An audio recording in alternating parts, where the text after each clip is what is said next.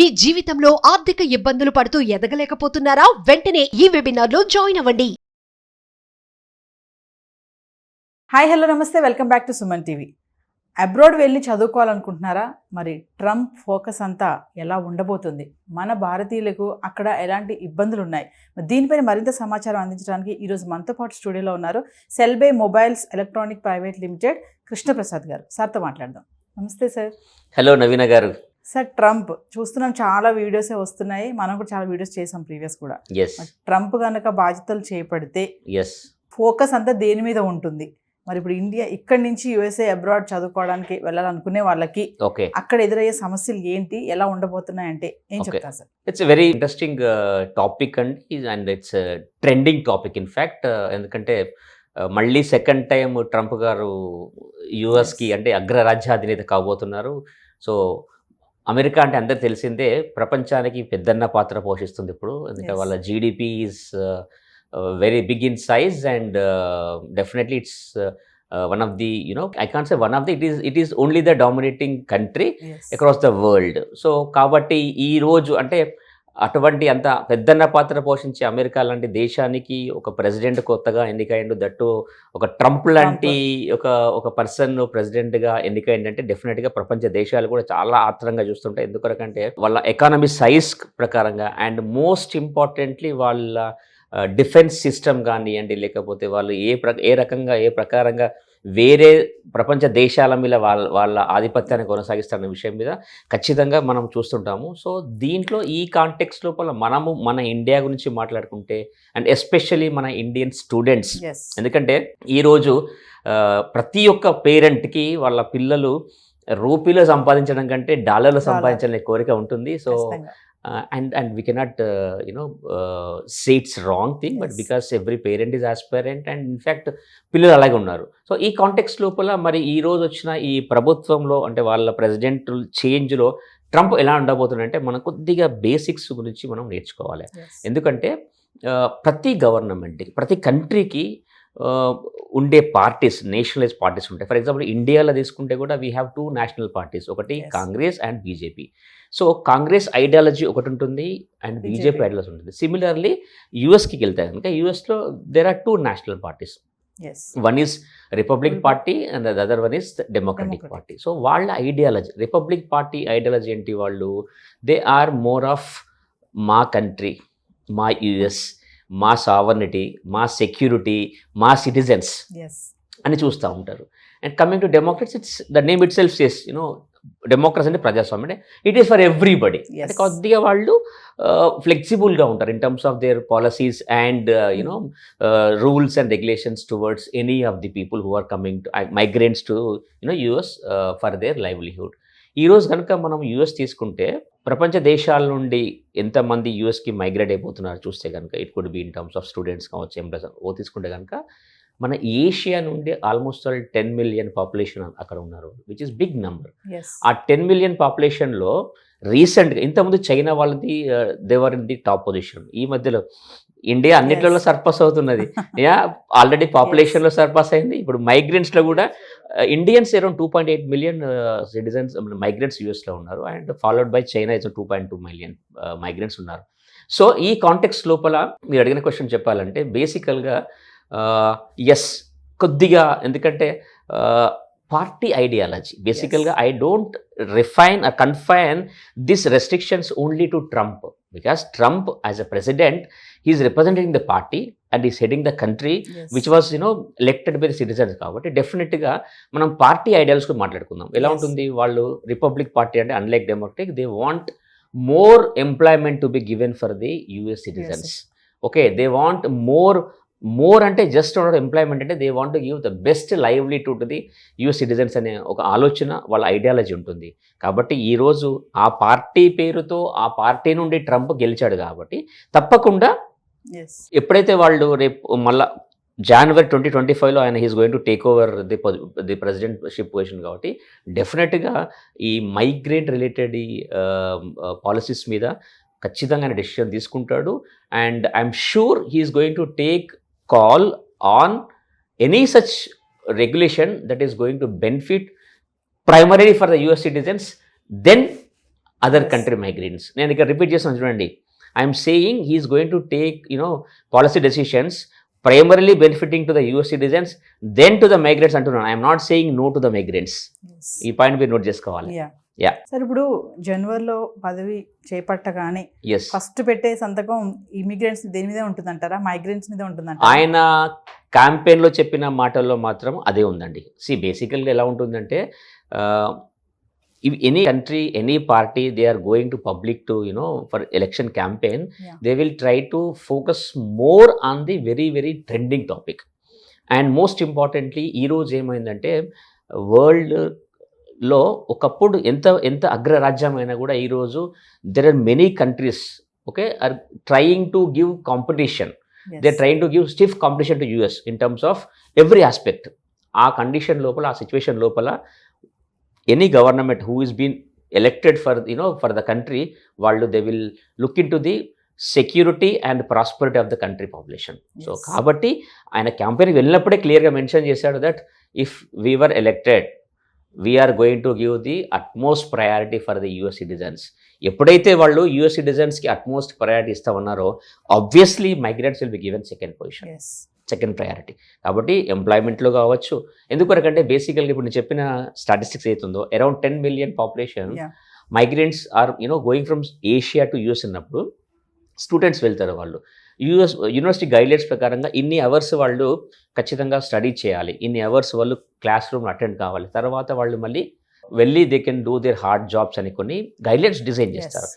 అయితే దీంట్లో ఒక న్యూస్ ఏంటంటే ప్రాబబ్లీ ఆ బయట వెళ్ళి పని చేసుకునే ఆ హార్డ్ వర్క్, ఏవైతే హార్డ్ జాబ్స్ ఉన్నాయో వాటిని ఆ time of the duration the టైమ్స్కి తగ్గించే అవకాశం ఉంది అంటున్నారు. Because they want to give utmost priority to US citizens. Yes. Sir ఇండియన్స్కి ఎక్కువగా ఇబ్బంది ఎక్కడ ఉంటుందంటారు? అంటే ముఖ్యంగా మనం స్టూడెంట్స్ని తీసుకుందాం, ఓకే, వాళ్ళకి ఎక్కడ ఇబ్బంది ఉంటుందంటారు? నేను ఈ విషయాన్ని ఒక డిఫరెంట్ కోణంలో ఆలోచిస్తానండి. ఇబ్బంది అనడము కంటే కూడా ముఖ్యంగా very honestly speaking, our students are very intelligent students. Yes. ఈరోజు చూస్తే కనుక మనకి ప్రపంచ దేశాలను శాసిస్తున్న పెద్ద పెద్ద కంపెనీలు ఏవైతే ఉన్నాయో, ఫేస్బుక్ కానివ్వండి, గూగుల్ కానివ్వండి, లేకుంటే మైక్రోసాఫ్ట్ కానివ్వండి, అన్ని కంపెనీస్కి టాప్ పొజిషన్లో ఉన్న ఎగ్జిక్యూటివ్స్ అంతా కూడా from India. Yes. So itself is clearly says that యూఎస్లో ఉన్న టాప్ కంపెనీస్ ఏవైతే ఉన్నాయో they are much more depending on the Indian fraternity ఉన్న వాళ్ళనే తీసుకుంటున్నారు. ఎందుకంటే we are very very very fast in terms of technology, mathematics కావచ్చు. కాబట్టి ఒక్కటే మాట మీకు చెప్తానండి నవీన గారు, గైడ్ లైన్స్ అనేది కంపల్సరీ. ప్రతి country, it is not just limited to US, any country ఖచ్చితంగా ఫస్ట్ వాళ్ళ కంట్రీ సేవ్ గార్డ్ చేసుకోవాలి. వాళ్ళ కంట్రీ అంటే వాళ్ళ సిటీ సేవ్ చేసుకోవాలి. దాని కొరకు వాళ్ళు గైడ్ లైన్స్ చేస్తారు. కానీ it is not going to become any big threat for Indians. I'm very confident. ఎందుకంటే ట్రంప్ తీసుకుంటే కనుక ఆయన పర్సనల్గా ఈజ్ అ బిజినెస్ మ్యాన్, అంటే క్యాపిటలిస్టిక్ ఇన్ మైండ్. అంటే ఆర్థికాభివృద్ధిని ఎప్పుడు పెంచాలనే ఆలోచన ఉంటుంది ఆయనకు. ఆర్థికాభివృద్ధి పెంచాలంటే బిజినెస్ పెంచాలి. బిజినెస్ అంటే ఈరోజు టెక్నాలజీ అంటే మళ్ళీ ఇండియన్స్ గుర్తొస్తారు మనకు. Yes. కాబట్టి ఎవరైతే మన ఇండియాలో ఉన్నారో there is no need to get demotivated. Trump వచ్చాడు, ఇండియన్ స్టూడెంట్స్కి వీసాలు రావేమో, I don't agree with it. Because every country wants to grow and every country wants to. మేము లాస్ట్ ఎపిసోడ్లో కూడా వేరే టాపిక్గా మాట్లాడుకున్నాము. They are looking for skilled man power. Yes. ఆ స్కిల్ టెక్నికల్ పరంగా తీసుకున్నా, మ్యాథమెటిక్స్ పరంగా తీసుకున్నా కూడా మన ఇండియన్ స్టూడెంట్స్ ముందంజలు ఉంటారు. ఎందుకంటే మన ఇన్స్టిట్యూషన్స్, ఐఐటీస్ అటువంటి ప్రాముఖ్యత ఇస్తున్నాయి. కాబట్టి Yes. Nothing to be worried. Only thing what I can suggest is, yes, it is not going to be a cakewalk. It is not going to be cakewalk. It is going to be tough. Because global competition పెరిగిపోయింది, inflation పెరిగిపోతున్నది, ఆర్థిక మాంద్యాలు ఎప్పుడూ తెలియట్లేదు. కాబట్టి ఈ పరిస్థితులను మనం తట్టుకోవాలి, ఈ ఛాలెంజ్ మనం తట్టుకోవాలంటే కనుక స్టూడెంట్స్ ఎవరైతే aspiring to go to US, they should work more hard to improve their multiple skills. Yes. Technology ఉందనుకోండి, కమ్యూనికేషన్ స్కిల్స్ పెంచుకోవాలి. Most importantly people management skills పెంచుకోవాలి.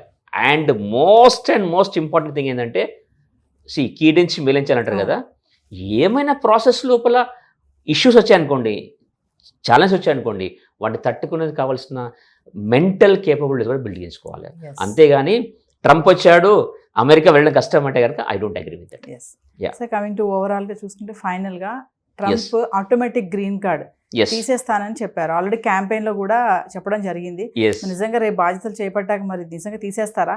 అసలు ఆటోమేటిక్ గ్రీన్ కార్డ్ అంటే ఏంటి sir? Yeah it's good question. Automatic green card అంటే బేసికల్గా ఎలా ఉంటుందంటే నవీన గారు, వైఫ్ అండ్ హస్బెండ్ యూఎస్కి వెళ్తారు. ప్రాబబ్లీ హస్బెండ్ జాబ్ కొరకు వెళ్తాడు, వైఫ్ డిపెండెంట్ వీసా వెళ్తుంది. అక్కడికి వెళ్ళాక they will give a birth to any baby. Okay, వాళ్ళకి పిల్లలు పుడతారు కదా. అక్కడ ఇంతవరకు ఉన్న సిస్టమ్ ఏంటంటే ఎవరికైనా కపుల్కి అక్కడ పిల్లలు పుడితే ఆ పుట్టిన పిల్లోడికి కానీ ఆ పాపకు కానీ బై డిఫాల్ట్ వల్ల గ్రీన్ కార్డ్ ఇచ్చేస్తారు. That is the existing system. దీనివల్ల ఏమవుతుందంటే, not to save anything bad about the people, but intentionally unintentionally అక్కడికి వెళ్ళి పిల్లల్ని కని ఓకే వాళ్ళకి గ్రీన్ కార్డ్ ఇచ్చేసి సెటిల్ అయిపోతున్నారు. అక్కడ పిల్లల్ని చూసడం కొరకు సెక్యూరిటీ ప్రొటెక్షన్ కొరకు ఉండాలి కదా, సెటిల్ అయిపోతున్నారు. దీనివల్ల ఏమవుతున్నదంటే it is becoming a bad practice.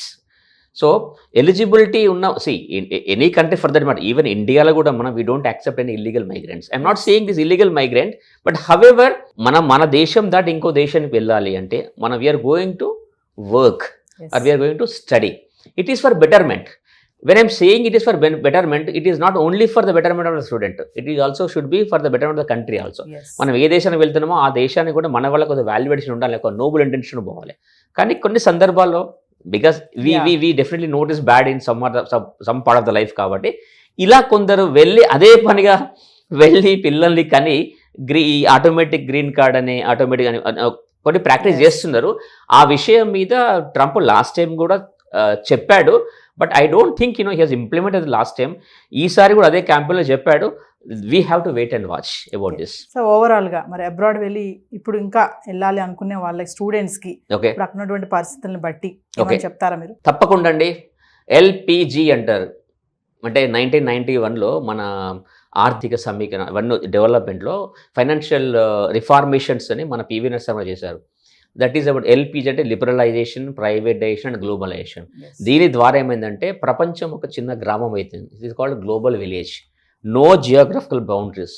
ఎవరు ఎక్కడికైనా వెళ్ళి చదువుకోవచ్చు, ఎవరు ఎక్కడికైనా ఉద్యోగాలు చేయొచ్చు, but complying to the policies.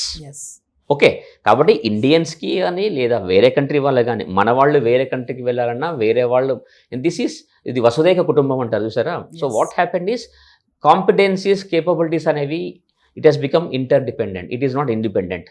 మన కాంపిటెన్సీస్ కొరకు వేరే వాళ్ళు మన మీద డిపెండ్ అవుతారు, వేరే వాళ్ళ కాంపిటెన్స్ మనం డిపెండ్ అయ్యాలి. ఓవరాల్గా కొలాబరేట్ అయ్యి మనం గ్రో అవ్వాలి. ఈరోజు చూస్తే కనుక ఎన్నో ఫారెన్ కంపెనీస్ మన దగ్గరకు వచ్చి ఇన్వెస్ట్మెంట్ చేసి they are supporting the Indian economic grow. Similarly as a side మనం డిస్కషన్ టాపిక్లో చెప్పాను, యూఎస్లో కనుక చూసుకుంటే కనుక చాలా వరకు వాళ్ళ ఎకనామిక్ గ్రోత్కు ఉపయోగపడే టెక్నాలజీ లోపల మన ఇండియన్స్ రోల్ చాలా సిగ్నిఫికెంట్గా ఉంది. కాబట్టి this applies to across the globe, not only US, not only India. కాబట్టి పాలకుల్లో మార్పులు వస్తాయి, పార్టీలో మార్పులు వస్తాయి, పాలసీలో మార్పులు వస్తాయి. కానీ ఎన్ని మార్పులు వచ్చినా, పాలకుల్లో వచ్చినా, ప్రజల్లో వచ్చినా, పాలసీలో వచ్చినా, ప్రతి ఒక్కరి కాన్సెప్ట్, ప్రతి ఒక్కరి ఏముంటుందంటే growth. They want to continue the leadership growth. ఆ లీడర్షిప్ పొజిషన్ వాళ్ళు కంటిన్యూ చేయడం కొరకు వాళ్ళు కొన్ని సందర్భాల్లో ఆ